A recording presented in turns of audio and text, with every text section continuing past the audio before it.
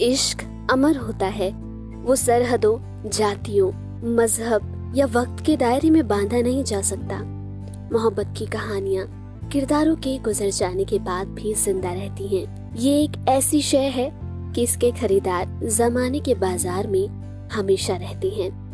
इश्क के बारे में दिलचस्प बात ये भी है कि ये अक्सर मंजिल पर पहुंचते पहुंचते लड़खड़ा जाता है, राह भटक जाता है। ऐसी मोहब्बत के लिए मशहूर शायर साहिर लुधियानवी ने लिखा था, वो अफसाना जिसे अंजाम तक लाना ना हो मुमकिन, उसे एक खूबसूरत मोड़ देकर छोड़ना अच्छा। और ये मोहब्बत किसी और की नहीं थी, खुद साहिर लुधियानवी की थी। उनकी मोहब्बत थी मशहूर लेखिका अमृता प्रीतम। इश्क की पहले से खींची गई लकीरों से जुदा अधूरी मोहब्बत का ये वो मुकम्मल अफसाना था जिसकी दूसरी मिसाल नहीं मिलती। चाय का एक जूठा कप, जली हुई सिगरेट के टुकड़े, कुछ किस्से, कुछ यादें और ढेर सारे खत। साहिर और अमृता की मोहब्बत की ये कुल जमा पूंजी थी। इसे बॉलीवुड की सबसे बड़ी लव स्टोरीज में से एक कहा जाता है।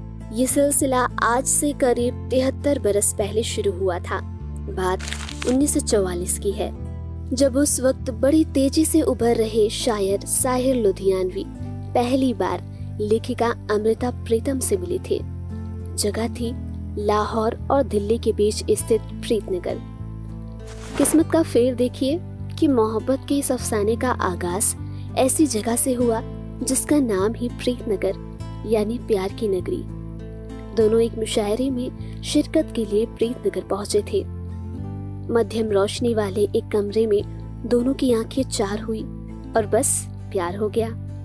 मगर प्यार की ये कहानी उस दिशा में चल पड़ी जिसका ना कोई और छोर था, न इससे पहले कोई मिसाल मिलती है। जिस वक्त अमृता साहिर से मिली वो प्रीतम सिंह से ब्याही हुई थी। ये शादी अमृता के बचपन में ही तय कर दी गई थी। अमृता अपनी शादीशुदा जिंदगी में खुश नहीं थी। साहिर से मिलने के बाद उनकी जिंदगी में खुशी की एक नई लहर आई। अमृता दिल्ली में रहा करती थी और साहिर लाहौर में। दो मोहब्बत करने वालों के बीच की इस दूरी को दूर किया खतों ने। जिस्म दूर थे मगर दिल करीब और रूह एक। कागज पर इश्क उकेरा जाता रहा। अमृता के खतों को पढ़ें तो मालूम होता है कि वो साहिर के इश्क में दीवानी हो चुकी थी। अमृता उन्हें प्यार से मेरा शायर, मेरा महबूब, मेरा खुदा और मेरा देवता कहकर पुकारती थी। अपनी आत्मकथा रसीदी टिकट में अमृता प्रीतम ने साहिर के साथ हुई मुलाकातों का जिक्र किया है। वो लिखती हैं कि जब हम मिलते थे तो जुबां खामोश रहते थे, नैन बोलते थे, दोनों बस एकटक एक दूसरे को देखा किए। और इस दौरान साहिर लगातार सिगरेट पीते रहते थे। मुलाकात के बाद जब साहिर वहां से चले जाते तो अमृता अपने दीवाने की सिगरेट के टुकड़ों को लबों से लगाकर अपने होठों पर उनके होठों की छून महसूस करने की कोशिश करती थी। अमृता अपने प्यार के लिए शादी तोड़ने के लिए भी तैयार थी। बाद में वो अपने पति से अलग भी हो गईं, मगर साहिर कभी अमृता को पूरी तरह अपनाने के लिए ज़हनी तौर पर तैयार ना हो सके। उन्हें इस प्यार का मुकम्मल मुस्तकबिल नजर नहीं आता था।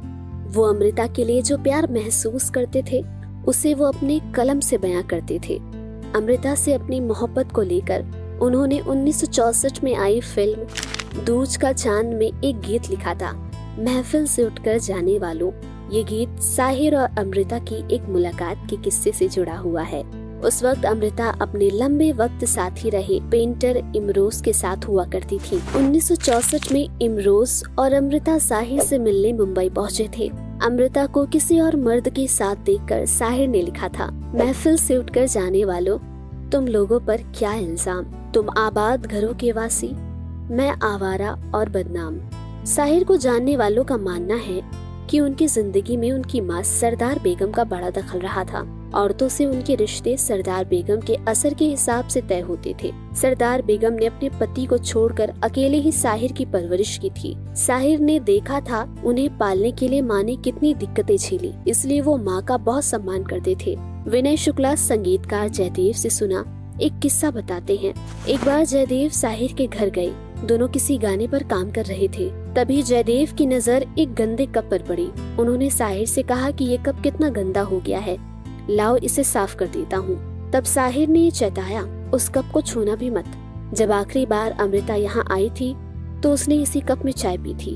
अपने दौर में साहिर और अमृता ने जैसा प्यार किया उसे समाज में पाप माना जाता था, मगर ये रिश्ता बेहद पाक था, जिसे खतों और खामोशी के जरिए दोनों ने बड़ी खूबसूरती से निभाया।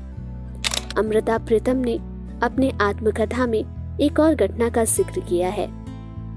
जब वो और साहिर साथ में थे, साहिर बीमार थे, अमृता प्रीतम ने उनके बिस्तर के बगल में बैठकर उनके सीने और बाहों पर विक्स लगाया। इस नजदीकी का जिक्र करते हुए अमृता ने लिखा कि काश मैं उस लम्हे को हमेशा जी सकती।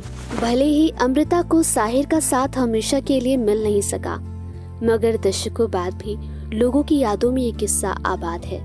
और जो कहीं साहिर उन यादों से टकरा जाते तो शायद यही कहते, किस दर्जा दिल शिकन थे मोहब्बत के हाथ से, हम जिंदगी में फिर कोई अरमान न कर सके।